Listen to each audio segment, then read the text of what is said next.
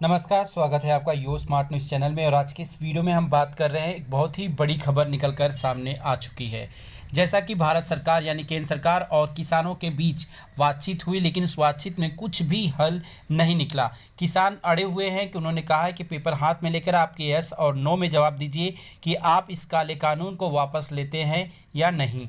लेकिन दूसरी तरफ मोदी सरकार ने जो है अपने कृषि कानून को लेकर कहा कि वो संशोधन कर सकते हैं, लेकिन वो कानून को वापस नहीं लेना चाहते। कृषि मंत्री का भी यही बयान जारी हुआ, लेकिन किसानों ने जो है सख्त रवैया अपनाते हुए साफ साफ कहा कि वो 8 दिसंबर को भारत बंद का ऐलान कर रहे हैं और उस दिन पता चलेगा केंद्र सरकार को कि आखिर किसानों की ताकत कितनी है। और इसी बीच एक बहुत ही बड़ी खबर जो है सबके सामने, जी हाँ दोस्तों, जो है ट्विटर के माध्यम से जो है पंच जी ने बताया, जो राजस्थान के जो है पत्रकार भी हैं, एडिटर है, तो बहुत ही बड़े जो है नामी पत्रकार हैं।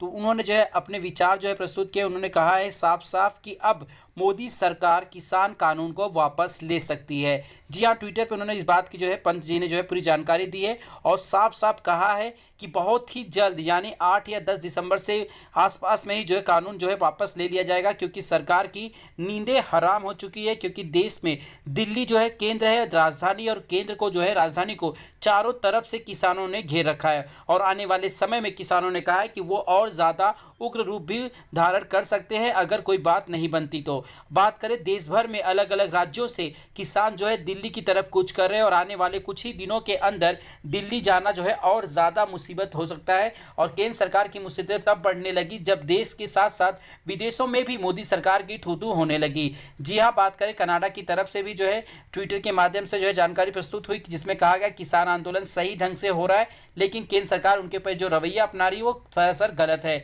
इसी को लेकर संयुक्त राष्ट्र की तरफ से भी जो है काफ़ी बयानबाजी हुई, जिसके बाद बीजेपी के नेताओं ने जो है अपनी बयानबाजी शुरू कर दी कि ये देश के आंतरिक मामले, इसमें विदेशों का जो है बोलना सही नहीं होगा। लेकिन जब वही विदेशी जो है जो भारतीय सरकार की तारीफ करते हैं, जब मोदी जी की तारीफ करते हैं, तब ये मोदी जो गोदी मीडिया चलती रहती है वो लगातार उन खबरों को दिखाती रहती है। लेकिन जब सच्चाई सामने निकल कर आ रही है, जब पूरी जनता, पूरा देश किसानों के साथ खड़ा है, तब ये कहते हैं कि ये किसान नहीं है बल्कि असली किसान वो हैं जो खेतों में हैं। अब आप इस बात का अंदाज़ा लगा सकते हैं कि किस प्रकार की बयानबाजी इस समय बीजेपी के नेताओं द्वारा की जा रही इस आंदोलन को दबाने के लिए। इसके पहले भी शाहीन बाग में हुए आंदोलन को दबाने दिया गया और उसके बाद अब जो है किसानों ने जब अपने आप को जो है किसान जो है आंदोलन में आ चुके हैं, यानी सड़कों पर उतर चुके हैं, देश का अन्नदाता अपने हक की लड़ाई लड़ते हुए, तो अब इन्हें ये खालिस्तानी कहते हैं और कहते हैं इन्हें समझ नहीं है और ये असली किसान नहीं है, असली किसान खेत में है। यानी कि जाहिर सी बात है कि अगर आप इनके बात में हाँ में हाँ मिलाते हैं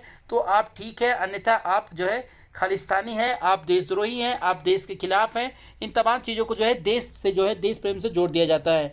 लेकिन सबसे अच्छी खबर ये निकल के आ रही है कि आखिरकार किसानों के सामने मोदी सरकार झुक गई है और बहुत ही जल्द किसान कानून को वापस ले लिया जाएगा, क्योंकि जो है सूत्रों के द्वारा ये खबर सबके सामने आ चुकी है।